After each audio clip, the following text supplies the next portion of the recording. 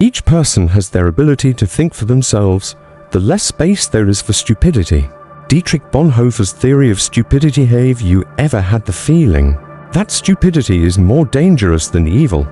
Well, the German theologian and philosopher Dietrich Bonhoeffer thought exactly that. He developed what is called the theory of stupidity, a concept that is both fascinating and frightening at the same time. To understand this theory, we need to talk a bit about Bonhoeffer. He was a Lutheran pastor who resisted the Nazi regime and was eventually imprisoned and executed in 1945. But before that, he reflected a lot on human behavior, and one of his most impactful ideas was precisely this: stupidity is one of the greatest dangers to society. Stupidity, according to Bonhoeffer, according to him, unlike evil, which requires a certain level of intelligence to plan and execute harmful acts. Stupidity is more dangerous because it is unconscious.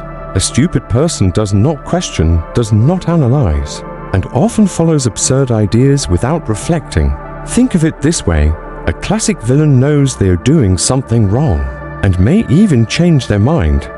But a stupid person, they firmly believe they are right, even in the face of contrary evidence. And worse, stupidity spreads in groups.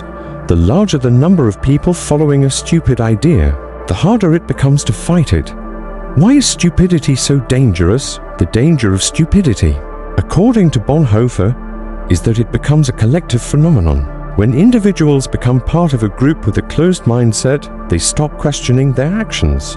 In totalitarian regimes, for example, stupidity becomes a powerful tool of control. This leads us to an important point. How do we combat stupidity? How? To combat stupidity, for Bonhoeffer, the answer is not direct confrontation. It is no use arguing with someone dominated by stupidity, because they are not open to dialogue. The solution, according to him, is education, critical thinking, and strengthening intellectual autonomy. In other words, the more people question, analyze facts, and develop their ability to think for themselves, the less room there is for stupidity to thrive. Bonhoeffer's theory of stupidity makes us reflect on the world we live in and how we can be agents of change. Are we questioning enough? Are we helping to spread knowledge instead of simply repeating information without thinking?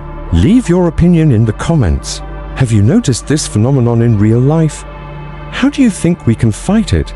Don't forget to like the video, subscribe to the channel, and share it with that friend who needs to hear this. Stupidity, according to Dietrich Bonhoeffer, is not just a lack of intelligence, but a social and psychological phenomenon. Here are some fundamental characteristics: lack of critical thinking. Stupid people do not analyze information independently. They accept ideas without questioning. Influence of the group. Stupidity is amplified in groups. The more a person is embedded in a collective, the less they think for themselves.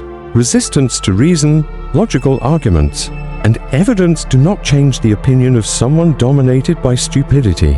Certainty in one's own belief. The stupid person believes they are absolutely right, making them even more dangerous than a malicious person. Political instrumentalization. Authoritarian regimes often exploit stupidity to manipulate and control the masses. Bonhoeffer concludes that stupidity cannot be fought with direct debates, but with education and critical thinking. To rid oneself of stupidity, the key is to develop critical thinking skills and intellectual autonomy. Here are some essential practices to combat stupidity. Continuous education. Constant learning is essential. Studying different areas of knowledge, exploring new ideas, and questioning established beliefs help broaden the mind. It is crucial not to limit oneself to a single perspective or source of information. Developing the ability to question instead of accepting something without thinking. It is necessary to always ask, does this make sense? What is the evidence?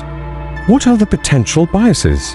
Thinking for oneself is key to avoid being influenced by unfounded ideas.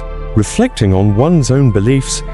It is important to regularly review our own opinions and beliefs. Sometimes, simply accepting something because it has always been that way is a form of stupidity. Questioning your own ideas and being open to change is crucial. Avoiding groupthink in groups. Individual thought is often diluted and people tend to follow the majority without questioning. Being aware of this and avoiding falling into the herd mentality is an effective way to combat stupidity. Seeking diversity of opinions. Listening to people with different perspectives helps broaden horizons and avoid the trap of thinking narrowly. In addition, healthy and respectful dialogue is fundamental for intellectual growth.